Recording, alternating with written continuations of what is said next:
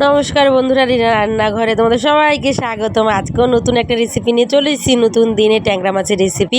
এই ট্যাংরা মাছের তেল ঝোল রেসিপিটা রান্না করতে কী কী লাগে সেটা তোমাদেরকে দেখাবার, কীভাবে আমি করবো এই রেসিপিটা সেটাও তোমাদেরকে দেখাবো। তো বন্ধুরা, ভিডিওটা ভালো লাগলে লাইক করিও, চ্যানেলটাকে সাবস্ক্রাইব করে দিও। চলো আমি তোমাদেরকে দেখাই।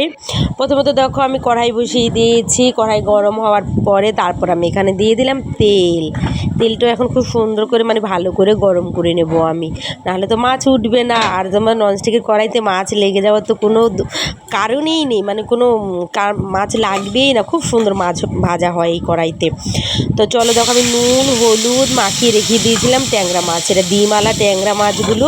তো আমি এখন খুব সুন্দর করে ট্যাংরা মাছগুলো লাল লাল করে ভেজে নেব। কারণ তোমার কিছুক্ষণ আগে আমি নুন হলুদটা মাখিয়ে রেখেছি, নুনটা তাহলে মাছের ভিতরে ঢুকবে, খেতে যখন মুখে পড়বে মাছগুলো তখন কিন্তু খেতে খুব স্বাদ লাগবে। আর প্রত্যেকটা মাছের ডিম আছে, এখন যেহেতু বর্ষাকালেই মাছের ভিতরে ডিম হয়, তাই মাছগুলো ছোটো ছোটো ট্যাংরা হলে কি এটা দেশি ট্যাংরা কি আমি জানি না আসলে। তোমার প্রত্যেকটা মাছের মধ্যে ডিম রয়েছে। তো এক কাজ করি বন্ধুরা, চলো এই মাছগুলোকে আমি এখন খুব সুন্দর করে যে কটা মাছ আছে আমি এখন পুরোটা ভেজে তুলে নিই। প্রথম যেই মাছটা দিচ্ছি সেটা তো দেখো আমার ভাজা হয়ে গেছে। এরপরে যে কটা মাছ আছে সেই কটা মাছও ভেজে নিয়ে তারপরে আবার তোমাদের কাছে আসছি। চলো, দেখো এই কটাই মাছ লাস্টে কয়েকটা ছিল, সেই মাছটা আসলে আমাদের ঘরে ছোটো ছোটো বাচ্চারা আছে, তারা মাছ খেতে ভালোবাসে না। আমাদের ঘরে শুধু আমি ছোটো মাছ খেতে ভালোবাসি, তাই শুধু আমার জন্যই হচ্ছে, আমার বড়মশাইও খাবে। তাই আমি ভাবলাম আমার বন্ধুদের সাথে আমি মাছের রেসিপিটা শেয়ার করি। আমার একটা পছন্দের মাছ ট্যাংরা মাছ। তখন সব মাছ ভাজা হয়ে গেছে। এবার আমি এখানে তোমার এই যে মাছ ভেজে তেলটা ছিল, এই তেলের মধ্যেই আমি রেসিপিটা করব। এখানে আমি দিয়ে দিলাম কালো জিরে। এবার কালো জিরেটা একটু হয়ে আসার পরে তারপর আমি এখানে দিয়ে দেবো, এখানে একটা ছোট্ট দেখে গোটা টমেটো দিয়ে দিলাম। আগে টমেটোটা দিলাম এই কারণে, কারণ টমেটোটা থেকে জলটা বেরোবে, মশলাটা দিলে তেলে পুড়ে যেতে পারে, এই কারণে আগে টমেটোটা দিলাম আমি।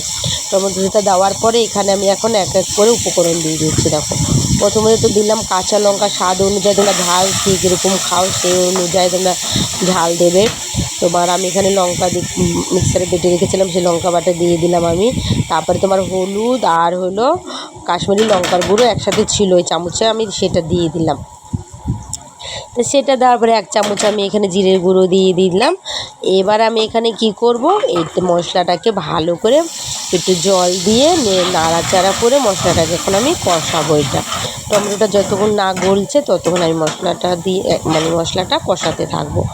মেন দেখবে মশলা কষানো হলেই তোমার মাছের গন্ধ হয় না, হলুদের জিরের মশলার গন্ধ হয় না। তাই আমি এখন ভালো করে মশলাটা খুব সুন্দর 2 থেকে 3 মিনিট ধরে আমি এখন আঁচটা কমিয়ে ভালো করে কষিয়ে নিলাম।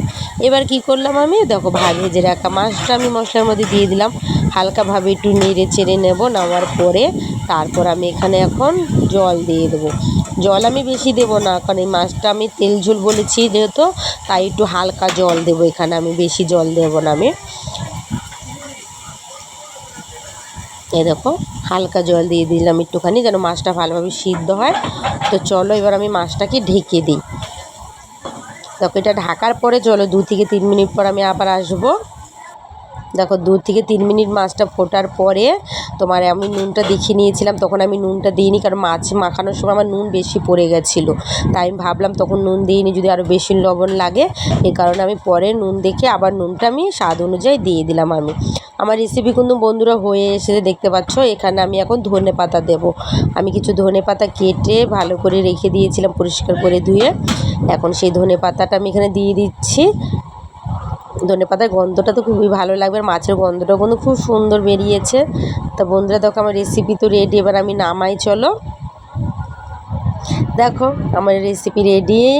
বন্ধুরা আবারও বলছি, আমার এই ট্যাংরা মাছের রেসিপিটা ভালো লাগলে তোমার গরিব দিদিকে চ্যানেলটা সাবস্ক্রাইব করে দিও, লাইক করো, আর হলো শেয়ার করতে ভুলো না, আর কমেন্ট করলে জানিও তোমাদের ট্যাংরা মাছ খেতে কীরকম ভালো লাগে। চলো অন্য সময় অন্য নতুন ভিডিও নিয়ে আবার আসবো তোমাদের কাছে। টাটা।